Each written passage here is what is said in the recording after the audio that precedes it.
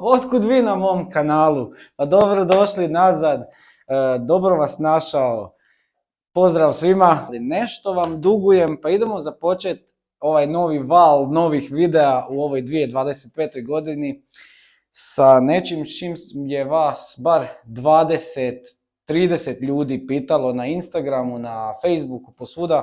Kako sam riješio onaj problem sa lupkanjem letva volana, što se dogodilo? Imam jedan video koji sam napravio prvi, sad ću ga nazvati part 1, a ovo će biti part 2. Evo da se prisjetite, ovo je slika od part 1. A idemo sad započeti sa part 2. Pa o čemu se radi, dođi da vam pokažem. Postoji jedan BMW Repair Kit.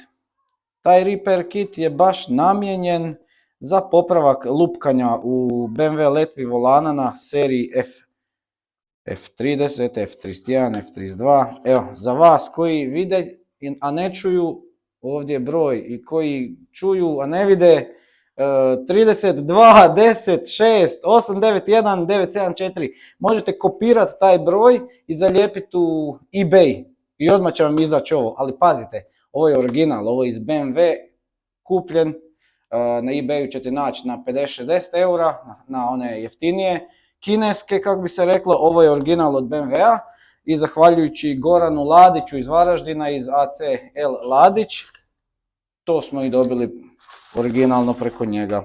A sada vam pokažem od čeg se sastoji taj Repair Kit. Imamo novu tu plastiku koja se mijenja na letvi volana, vidjet ćete kako izgleda stara.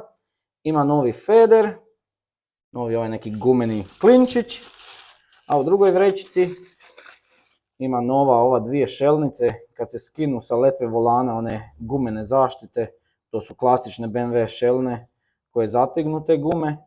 I ovo vam je, ne znam, možda onaj poklopac što ide gore, a možda samo da se odšarafi. Ići ćemo do Romana, do koga drugog nego ko će mi to pomoći napraviti. Sad, kod BMW F serija sa 4 cilindra koji imaju uži motor, digneš haubu i gurneš točno ruku do letve volana gdje se ovo nalazi i svi vi ćete moći to napraviti i popraviti na taj način. Kod nas koji imamo 6 cilindara, motor je prevelik i nemam gdje gurnuti ruku do letve volana, auto mora na dizalicu. Što je tu je, ići ćemo do Romana, odraditi to, pokazat ću vam, Romano je proširio garažu, proširio je radionu, tako da sad vas može primiti još više na razne retrofite, popravke, auspuha, klima i sve što već ne radi tamo.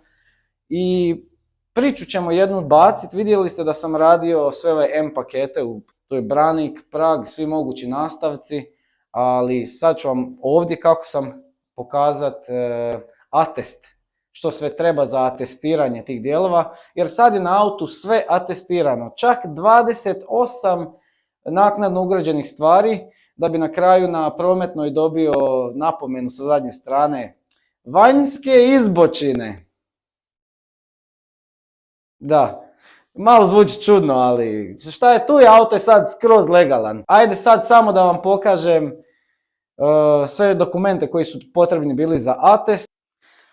Evo, u ruci držim sve potrebne papire koje sam ispisao u suradnji sa Romanom kako bih auto atestirao. Bilo je zanimljivo, dođite vidjeti. Neću vam sad pokazati svoje podatke, ali radi se o izjavi u kojoj sam ja, Marko, iz tog i tog, taj auto, potvrđujem da su naknadno ugrađeni dijelovi kupljeni kao zamjenski i originalni BMW, novi, montirani i prekontrolirani od strane stručnog servisa Mano d.o.o. To je moja izjava. Nakon moje izjave, tu je izjava od mehaničarskog servisa, u ovom slučaju od Romana iz Karlovac, Mano d.o.o. i njegov pečat, da je sve provjerio, sve je pregledao i sve je ugrađeno i napravljeno kako struka i zahtjeva. To je drugi bio. Sad ovo vam mogu pokazati, ovo nisam htio samo zbog osobnih podataka. Ovako, što se tiče prednjeg branika i svih dijelova, morate skinuti šablonu što ste ugrađivali. Ja sam i onda dao si truda malo da si i označim točno koji su to sa zelenom bojom i koji su to dijelovi bili što sam ugradio na prednji branik. Nakon prednjeg branika tu je bio stražnji branik, ista stvar, označio sam sve što je ugrađivano od stražnjeg branika i svih dijelova.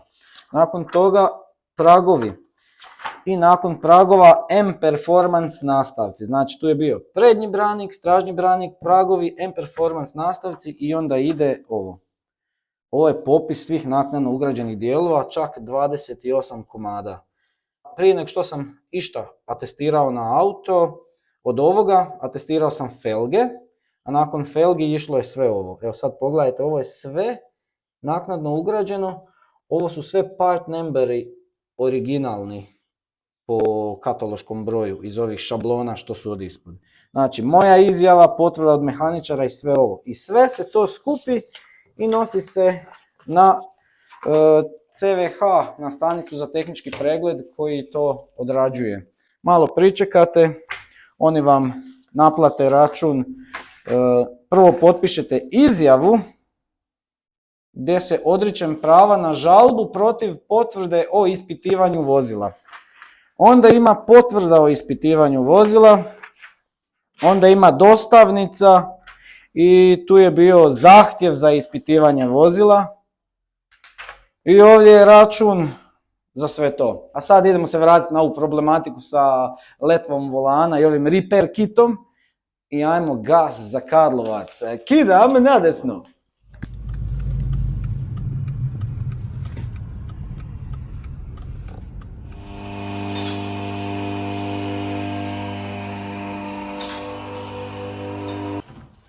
Evo sad kad smo skinuli oplatu, ipak čini se dobre vijesti, ne moramo otpuštati prednji most. Ovo je letva volana i tu je ovaj dio na vrhu koji trebamo zamijeniti, tako da se evo može prići rukom, nekako i alatom. Treba ćemo samo markerom označiti trenutnu poziciju prije nego što odšarafimo i onda kad se vratimo novo, mora sjest kako je i prije bilo, da ne bi dogodilo se nekih, ne znam, lupkanja ili da nije dobro zategnuto.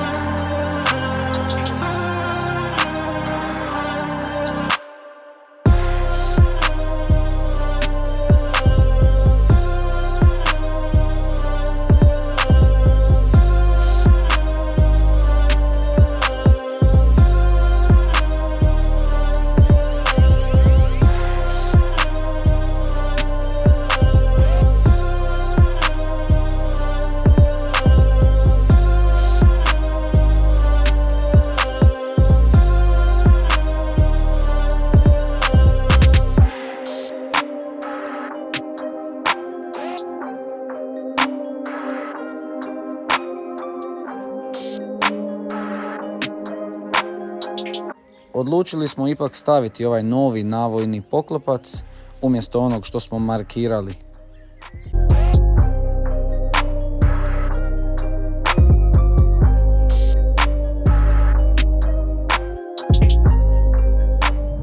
I to je to, bio je to jedan easy fix ili kako bi rekli, jedan jednostavan popravak. Znači prije kad bi se vozio autom ovako po ravnoj cesti, sad ako je cesta malo valovita, čulo bi se samo u volanu taj zvuk tupkanja i osjetio bi čak prijenos tog zvuka u volan. Sad više toga nema. Ako imate sa letvom volana na svojim F serijama takav problem, nemojte plaćati 350 eura popravak i skidat letvu volana ako ima ovaj repair kit. Većinom je u tome problem. No, ako ste napravili sad 20.000 km takve vožnje sa takvom letvom volanom koja je tupkala, možda vam taj repair kit onda i neće pomoći. Eto, hvala što ste pratili ovaj video, vidjet ćemo se uskoro u sljedećem, u idućem. Pozdrav i bok!